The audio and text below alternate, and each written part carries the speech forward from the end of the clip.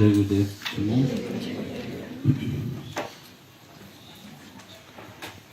Vraiment, merci d'être resté. On a eu un très bon festivité. Ça va être compliqué pour moi de faire un satsang avec vous.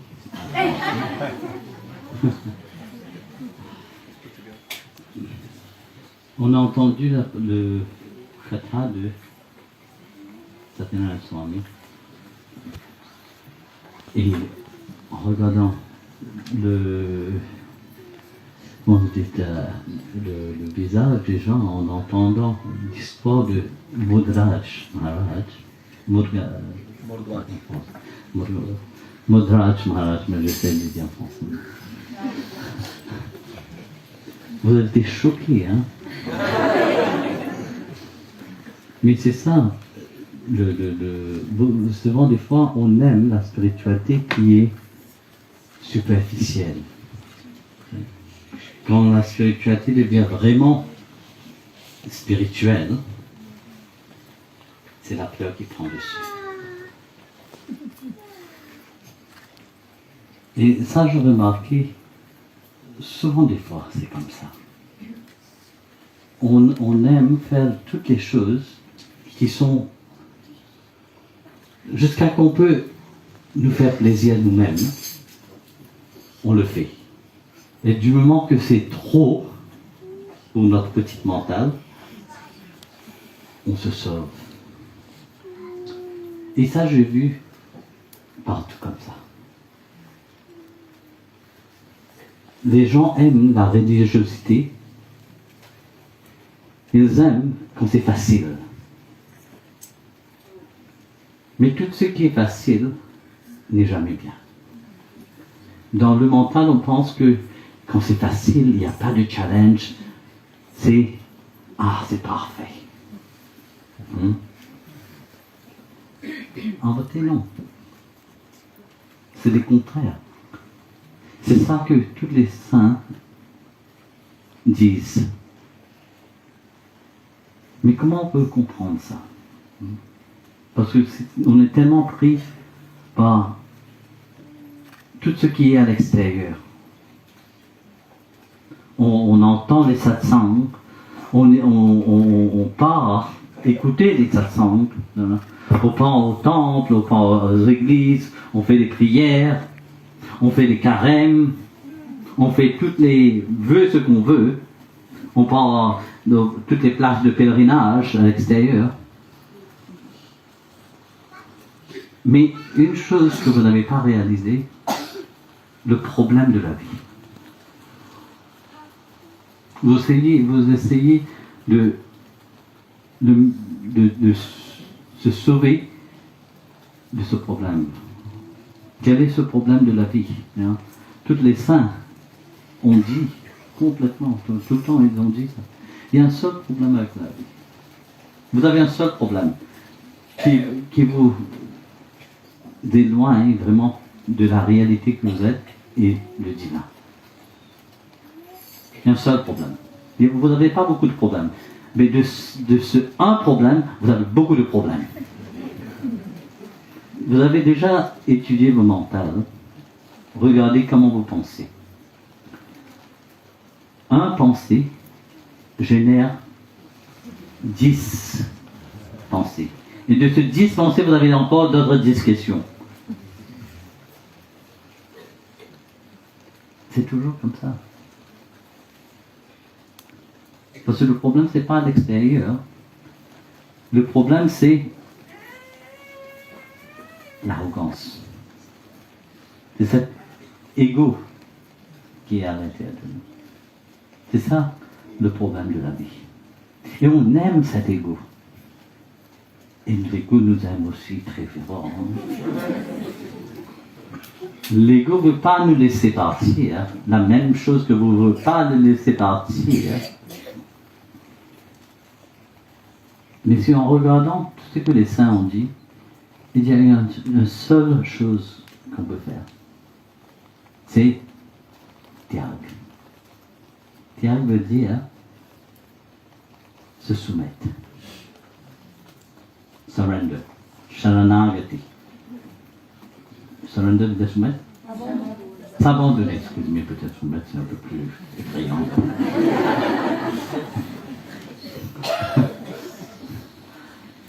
S'abandonner. Mais on ne veut pas s'abandonner.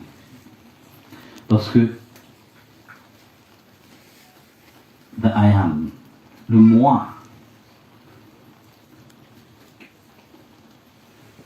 qu'est-ce que c'est ce moi? C'est une création du monde en vérité. C'est nous qui avons créé cette identité de l'ego. On a travaillé dur pour faire ça. Hein. C'est pas quelque chose que c'est arrivé d'un moment à l'autre. Hein. Vous avez travaillé jusqu'à vous étiez petit. Hein. Avec toutes les gens qui vous ont aidé aussi, tu vois, c'est un travail très très dur. Hein, pour laisser partir cette dur labeur. C'est pas facile, hein. Très très difficile. Qui veut vraiment? Là, si je demande, tout le monde dit oui, moi je fais sans lui. Cette arrogance, cet ego, il est une partie de nous-mêmes. Quand on est venu ici, sur cette terre, on a accepté de jouer aussi ce jeu. Mais on doit savoir que c'est un ami. Vous identifiez complètement à l'ego. Mais l'ego, ce n'est pas vous. C'est un ami. C'est quelqu'un que vous rencontrez sur la route. Comme d'autres gens. Vous pouvez marcher avec lui.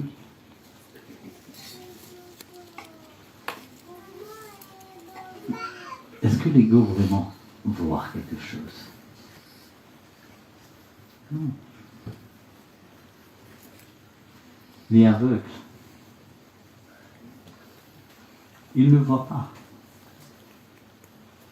C'est pour ça que l'ego est très proche de vous, parce qu'il a besoin de vous.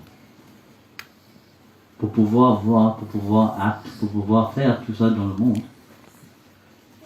L'ego a besoin de cet ami très cher, qui est vous.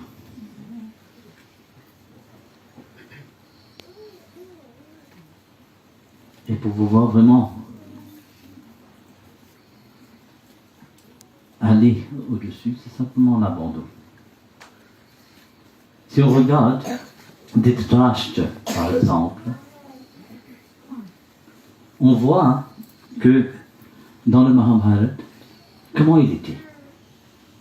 Il était un roi qui était aveugle, non? Et quand il était aveugle, il était tellement égoïstique qu'il n'était pas simplement aveugle physiquement, mais au niveau de discernement aussi, il était aveugle. Et on voit ça beaucoup dans le monde aussi. Beaucoup de gens sont comme ça, la plupart des gens sont comme ça. Ils n'ont pas ce discernement. Ils ont le jugement, oui. Vous connaissez très bien ce que je suis en train de parler là. Hein? Le jugement, vous connaissez très bien. Le discernement, ça en manque. Non? Comme Dhritarashtra, c'est un très grand roi, mais il n'avait pas de discernement. C'est pour ça qu'il a écouté à son fils et il a perdu tout. La même chose on fait aussi. On a bien comment tu dis,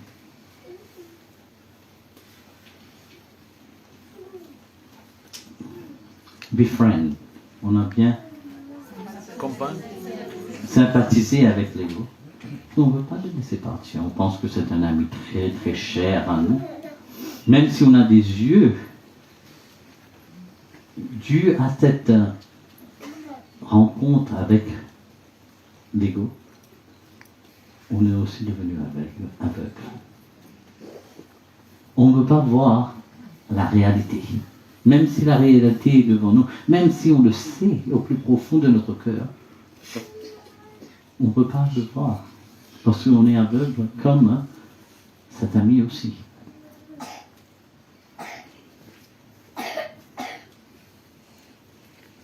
On a entendu l'histoire du Ramayana, non? Vous avez l'histoire de Rama et Lanka.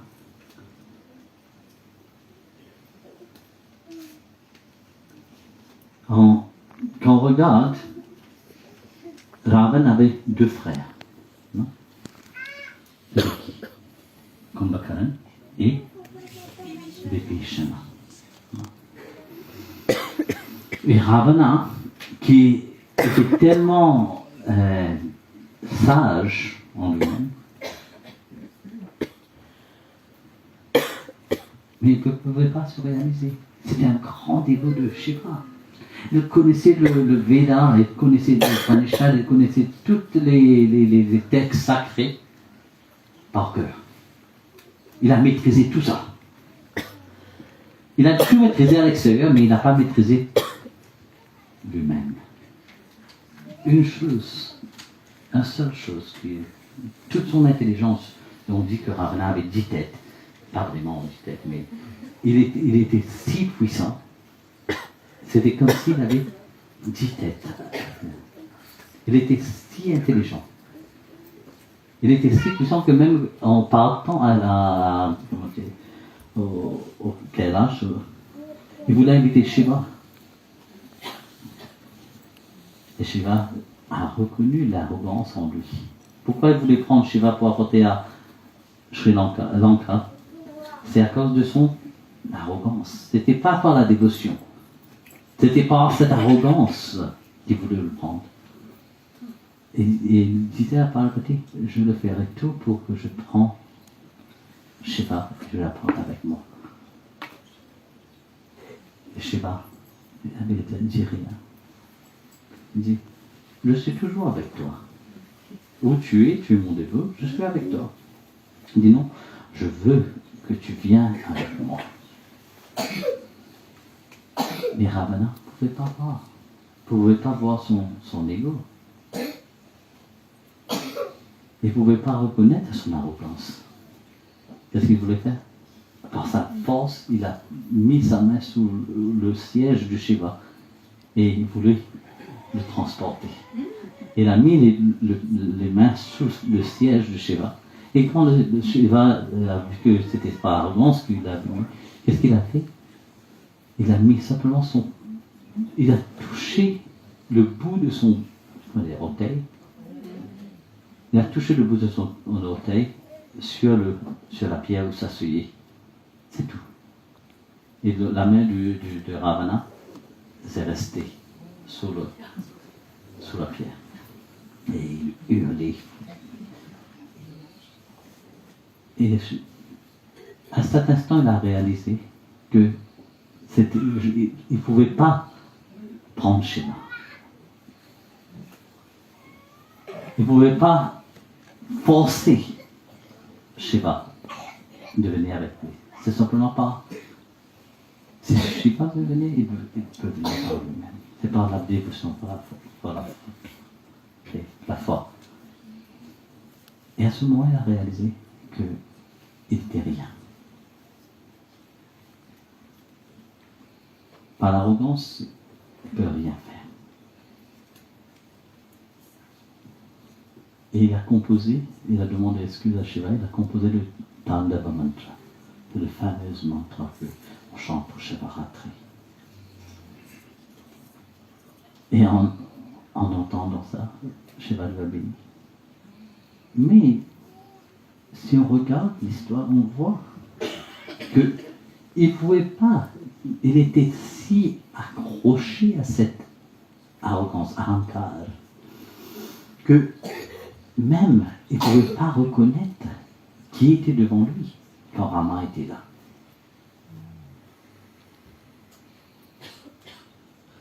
Même Rama envoyait des émissaires de paix, il ne pouvait pas reconnaître. Parce qu'il était aveuglé complètement. Il a perdu son frère, Kumbhakarna. Ça n'a même pas fait penser. Il a perdu ses enfants, Indrajit et compagnie. Mais même ça ne lui a pas fait penser. Qu'est-ce que je suis en train de faire?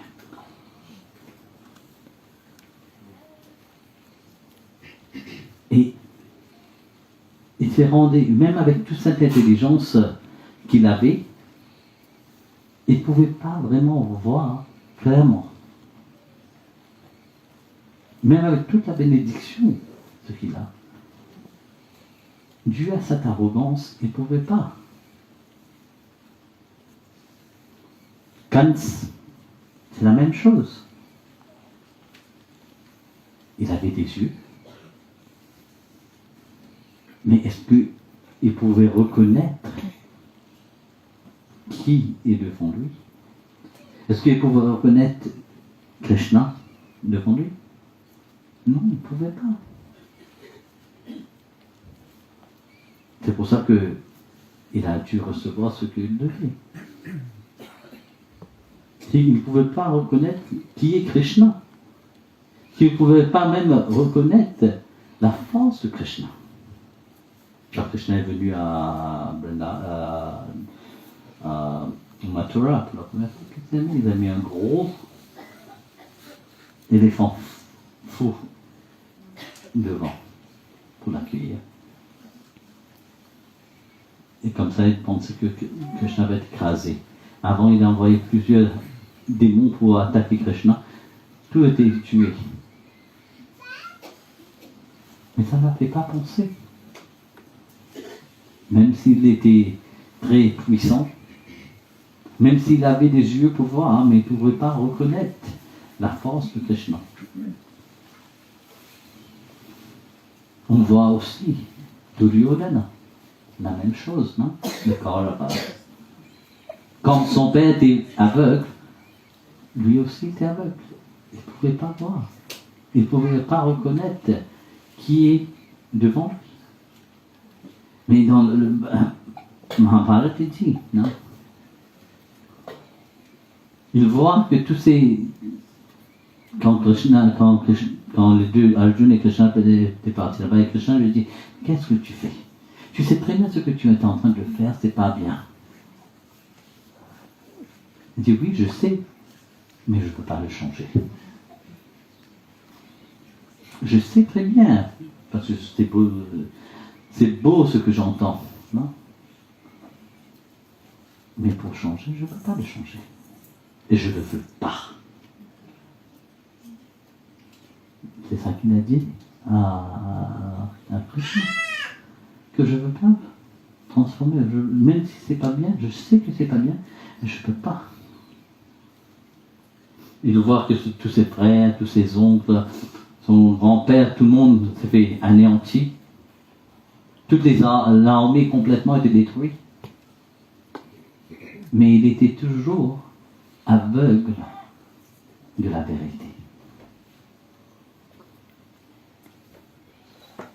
Tout ça, on voit, toutes les histoires qu'on voit, on voit comment ces êtres qui étaient tellement intelligents, mais en même temps, ils n'avaient pas compris cette vérité. On entend beaucoup de satsang, on entend beaucoup de choses, mais on ne comprend vraiment pas. L'ego est toujours là.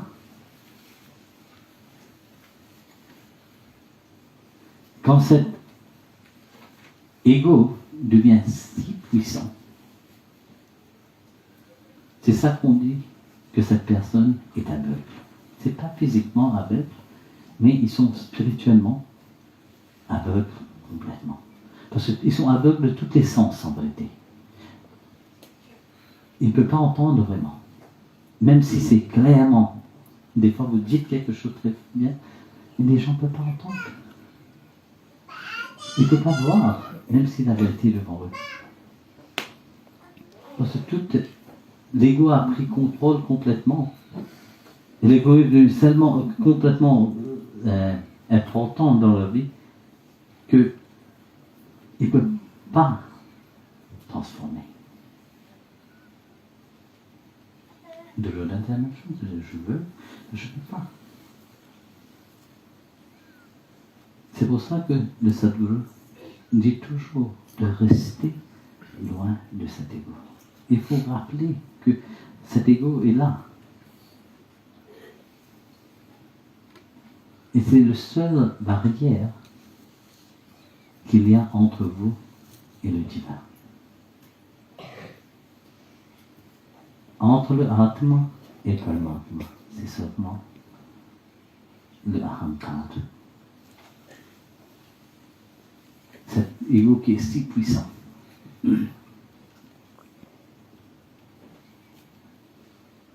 Et dans le monde matériel aussi, on le voit. Comme dans le monde spirituel, dans les deux. Si on n'apprend pas à vraiment éloigner de cet ego et vraiment d'être humble, ça veut dire de se comparer en vous-même. Ce n'est pas de comparer avec les autres, mais de se travailler sur soi-même. Entre vous aujourd'hui et vous qui étiez hier. Est-ce que vous êtes meilleur aujourd'hui ou pire? J'espère que vous êtes un peu meilleur. C'est ça qu'on doit faire vraiment.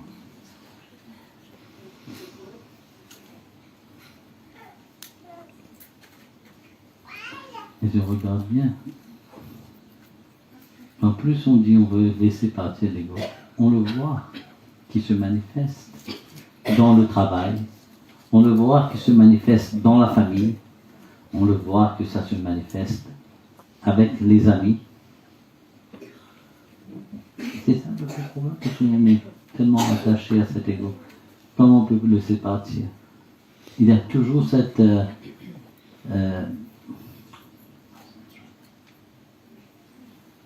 il y a ce bataille qui est toujours... c'est constant struggle. Hein? Une lutte constante qui se passe. Non? Il y a toujours cette sinful behavior. Comment tu dis? Sinful le comportement. Pas plein de péchés. Péché, c'est un peu trop bien. Ouais, voilà, la folie. Qui casse toutes les relations dues à cette puissance de l'ego. On le voit dans la famille, on le voit dans le travail, on le voit entre les gens. Même des gens qui disent oui, on sert, on fait tout de bien, on sert le divin. Ben, il y a aussi cet ego. On veut être vu. On veut être flatté. On veut être flatté.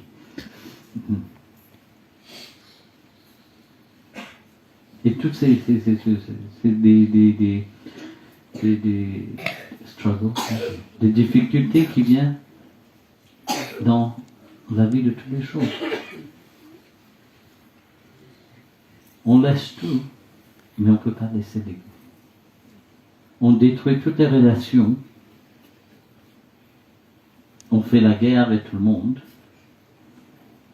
Mais on ne veut pas laisser l'ego. On regarde dans le monde en lui-même. On voit. Il y a toutes ces guerres. Pourquoi? On pense, on fait du bien, on sauve, on ceci, on cela. Non, c'est que l'ego. On voit même les gens qui aident aussi. Ils pensent faire du bien. Mais c'est aussi par l'ego. Regarde combien je fais. On voit ça dans les couples aussi, entre deux personnes qui s'aiment. On voit ça entre les parents, entre les enfants aussi.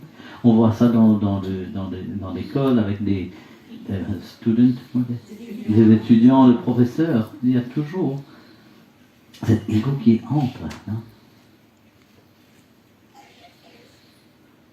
Quand vous pouvez vraiment avoir un sentiment de respect et de coopération, non, on ne peut pas. Si on veut vraiment, sincèrement aider, on pense tout le temps avant d'aider. On ne peut pas vraiment juste aider. Il y a toujours, on doit planifier. Non? Toutes les choses, il y a toujours tout doit être parfait. Il n'y a personne qui est parfait dans ce monde. L'être humain n'est pas parfait. Il ne sera jamais parfait. Tant que vous n'arrivez pas à détacher de cet ego, vous ne pouvez pas être parfait. Aham asmi. Non? Tant qu'il y a toujours je suis, le divin ne va pas se manifester. Non? Il y a toujours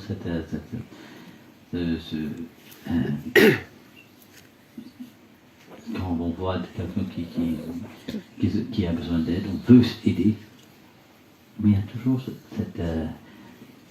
au niveau du mental, si je t'aide, voilà, ça va bien, c'est bien pour moi, le bon Dieu regarde. Ça va bien. C'est pour ça que Sadhguru dit surrender. Le point le plus important, c'est de se soumettre soi-même. D'être pas au niveau des yeux des gens. D'être le plus petit de toutes. C'est ça l'humilité.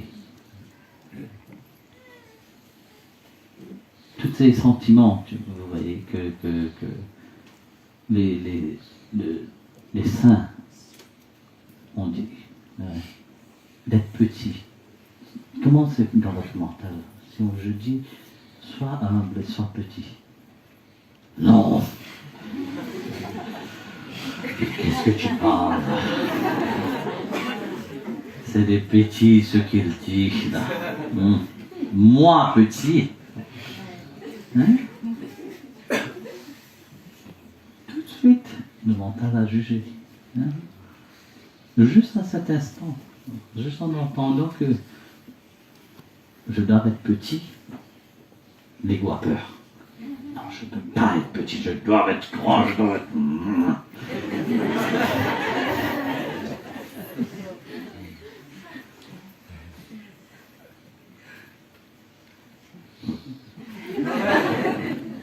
Dis-moi en vérité, vous avez senti ça quand j'ai dit être humble et être petit? Hein? Sincèrement, combien d'entre vous disent non, je ne veux pas? Comment? Vous êtes si humble que ça. Hein?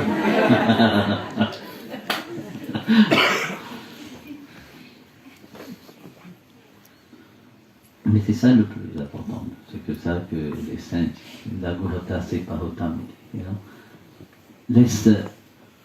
c'est simplement par l'humilité que quelqu'un devient grand vraiment.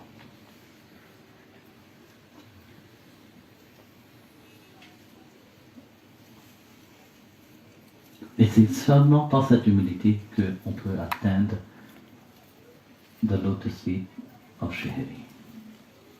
C'est seulement par cette humilité qu'on peut atteindre le pied de Krishna. Quand quelqu'un agit grand, en vérité, on pousse le Seigneur loin de nous-mêmes. On crée cette barrage, cette barrière, voilà. On pousse on crée cette barrière qui nous éloigne de lui. Parce que lui, il n'est pas éloigné de nous. Il est toujours là. Mais on crée une barrière Et nous, on s'éloigne de lui-même.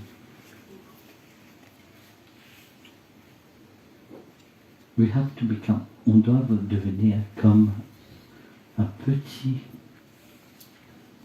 fourmi qui prend le sucre très joyeusement.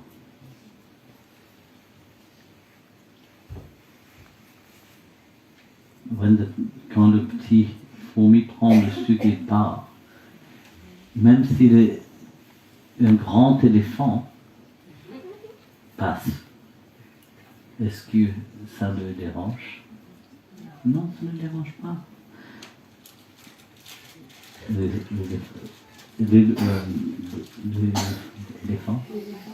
L'éléphant peut prendre la poussière, se jeter sur lui. C'est ça qu'il aime faire. Il aime jeter la poussière sur lui, même s'il vient juste de rentrer dans l'eau pour se doucher, pour se nager, pour se baigner, quelque chose comme ça. Ouais. Mais juste en sortant, qu'est-ce qu'il fait? Il roule dans la poussière encore. C'est bien ça, hein? Imaginez-vous, hein, quand vous étiez petit, vous venez juste de prendre le bain, et vous partez dehors et vous roulez dans la poussière. Hein. Qu'est-ce que votre parent vous dira? Hein? Exactement. C'est pas la peine d'être dans l'œil du Seigneur. Il ne voit pas ce que vous faites avec l'arrogance. Quand vous faites quelque chose de grandiose pour que simplement je vais être vu. On veut faire un grand acte pour que tout le monde peut parler de moi après.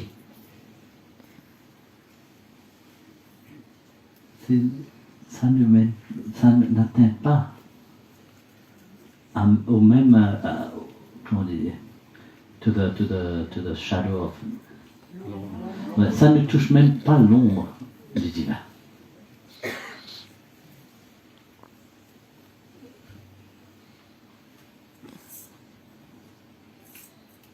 Et si on fait vraiment,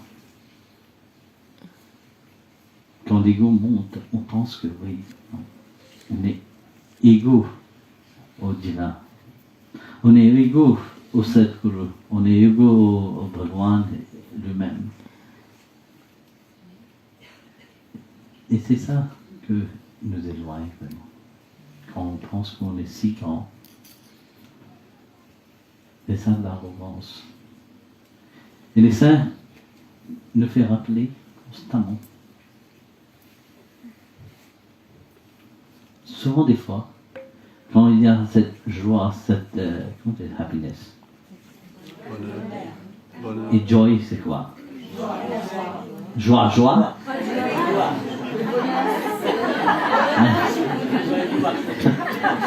C'est joie et joie.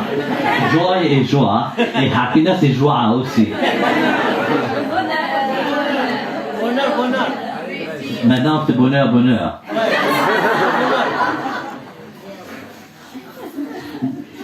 Disons, on peut dire la joie et le bonheur.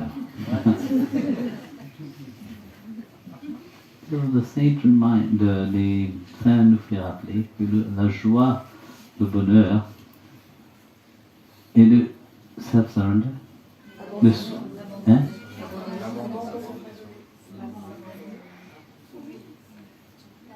et l'abandon.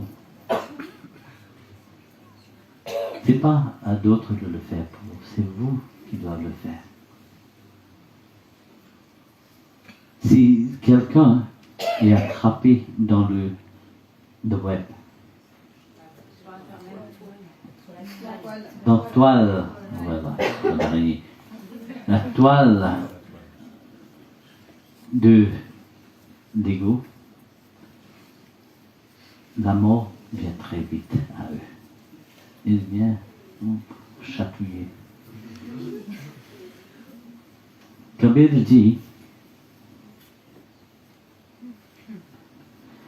tout votre ego et votre grandeur va will stay stuck to the earth. Comment tu dis ça en français? Bloqué.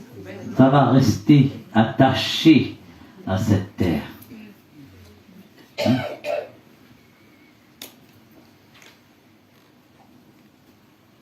Lorsque c'est là qu'il vient, il restera là.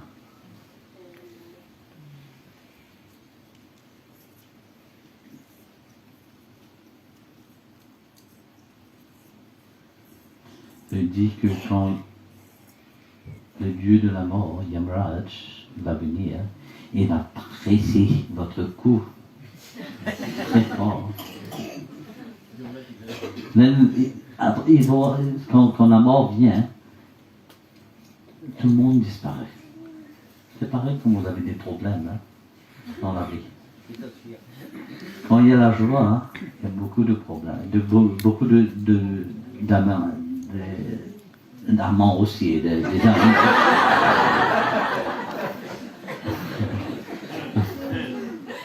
Beaucoup d'amis. Mais quand vous avez des problèmes, il n'y a personne.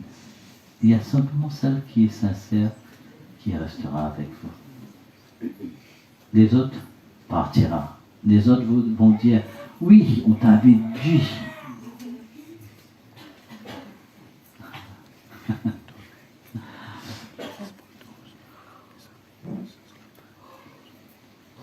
C'est simplement par cette humilité que vraiment, c'est ça que le divin nous demande vraiment. C'est ça que le Sadhguru nous demande. C'est pas le nom, name, fame and glory. C'est quoi le name, fame? Le nom, la renommée et la gloire. C'est pas ces trois choses que... Ouais. Ça, tout ça va laisser partir comme ses amis de Facebook et des amis fausses que sont avec vous. Elle dit vraiment, être humble dans votre cœur, être sweet, douce du cœur, et être petit. Ne sois pas arrogant, ne sois pas quelqu'un de très puissant. Guru Nanak Dev dit dans un de ses chansons qu'on a chanté avant, être humble et petit. C'est ça qu'il demande. Si vous voulez être mon disciple, le Christ a dit aussi, non? Les gens vous reconnaîtra.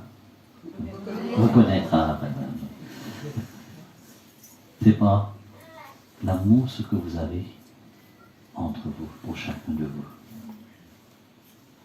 Pas de jugement, pas de critique. C'est l'amour que vous avez pour chacun. Et l'amour en lui-même, le vrai amour, c'est un état d'humilité. Et vraiment, les gens aiment sincèrement, automatiquement, vous devenez humble. Automatiquement, il n'y a pas de jugement. Il n'y a pas « Ah, je suis le plus important ». Vous n'êtes pas important. Ça, c'est simplement pas l'ego.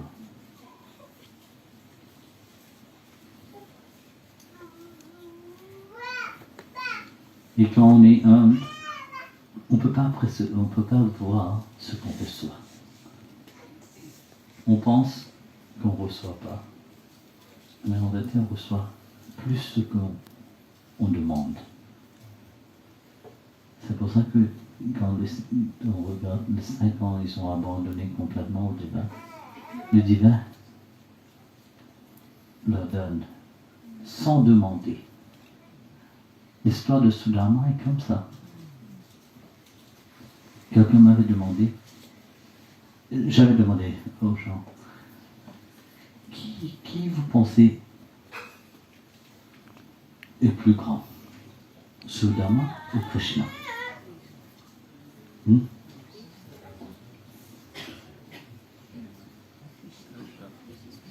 Sudama est contre Krishna.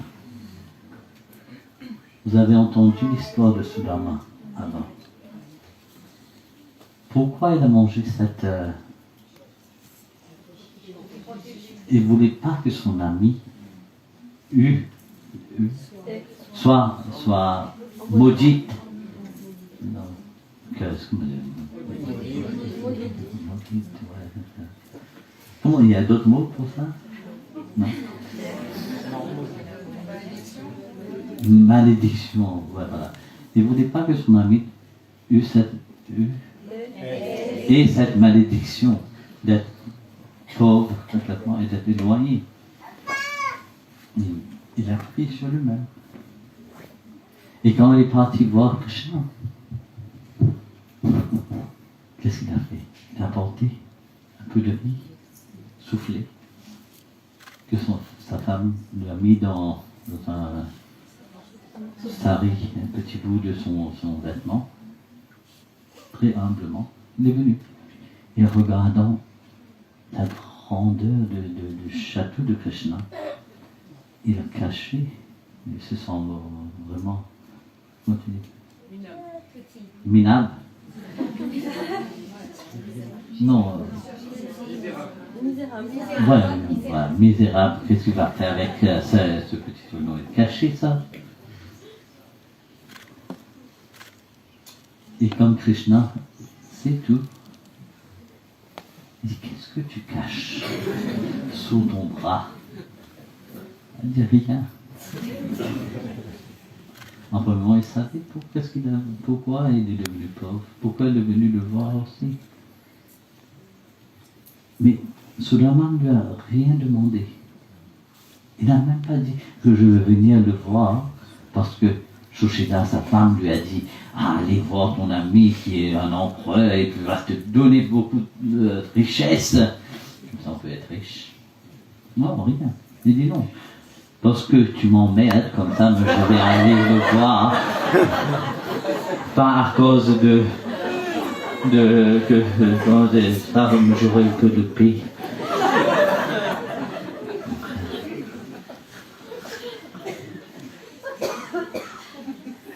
Il est parti voir Krishna.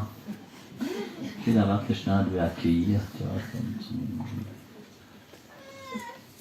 Et là, avant son pied bleu, il cachait ce riz de soufflé sur son bras. Peut-être là, c'est cuit déjà. Avec le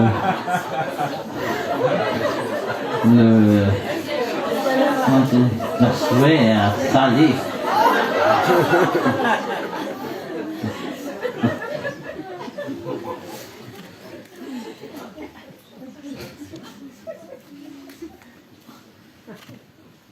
Mais regarde l'humilité de Krishna. Il a pris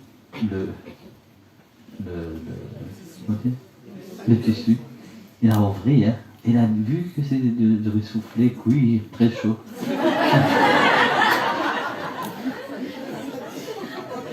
Et sans pensée, sans jugement, sans rien, il a pris, il a mangé.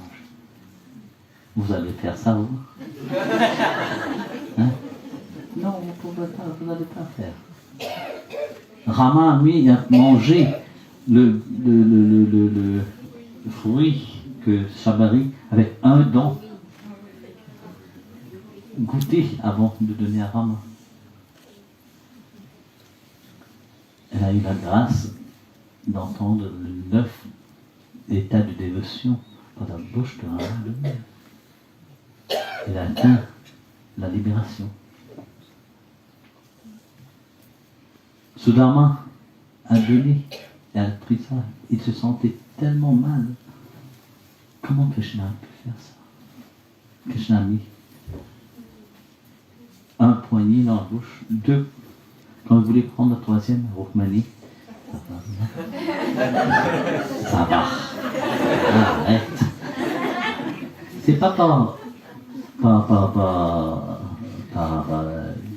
il n'a pas dégoût qu'elle a arrêté la main de Krishna. Alors, quand quand Sudama il est parti retourner, Krishna lui a donné beaucoup de cadeaux. Mais il se sentait tellement mal qu'il a dit non, je ne peux pas aller à mon hutte habillé comme ça. Il a remis ses vêtements anciens et il est parti. Il est descendu, avant qu'il arrive au village, il est descendu du calèche que Krishna lui a donné, et il est marché.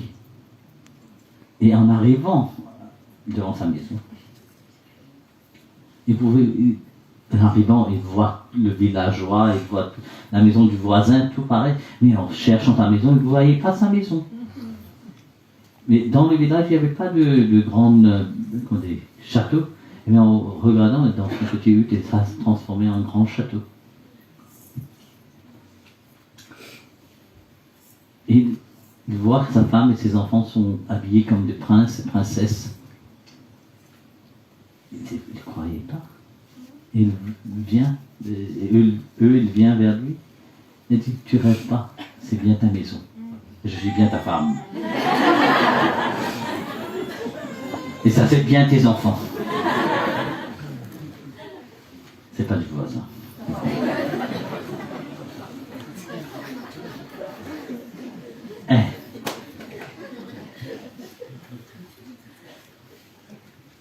À cet instant, il réalise ce que Krishna a fait.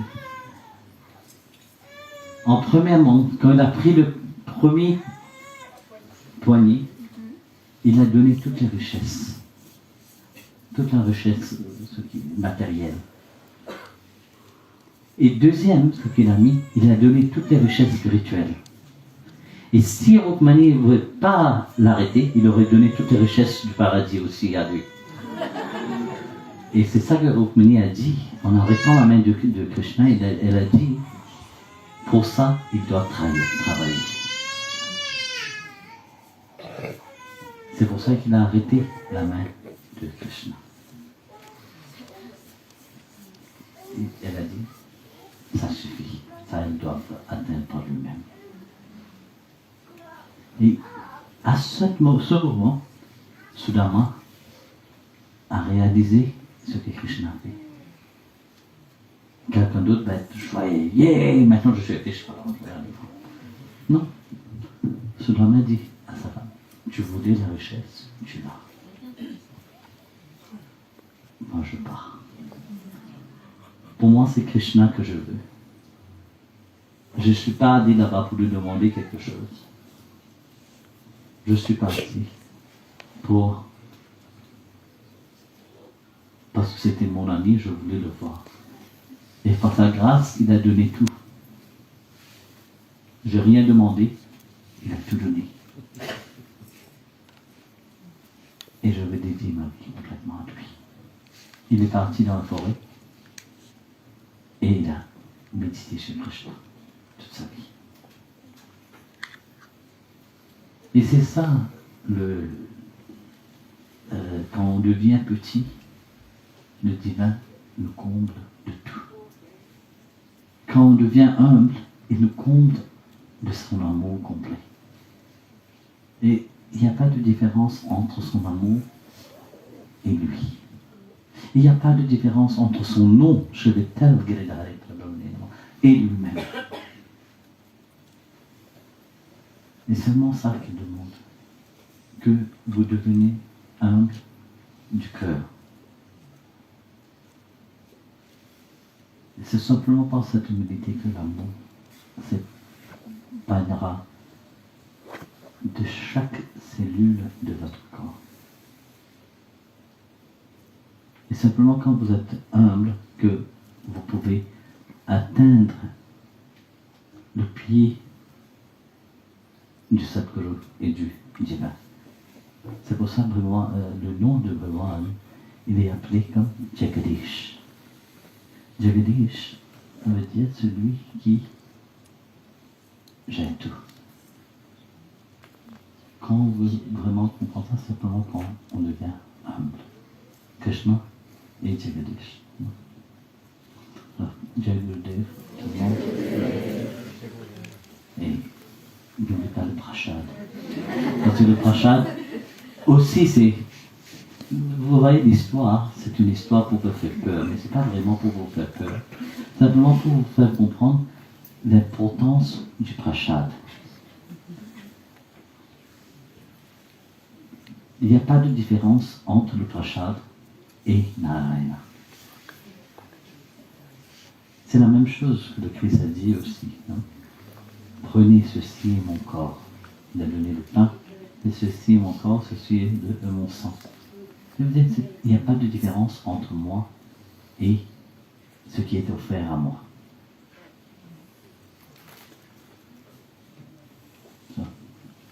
Joyeuse Pâques.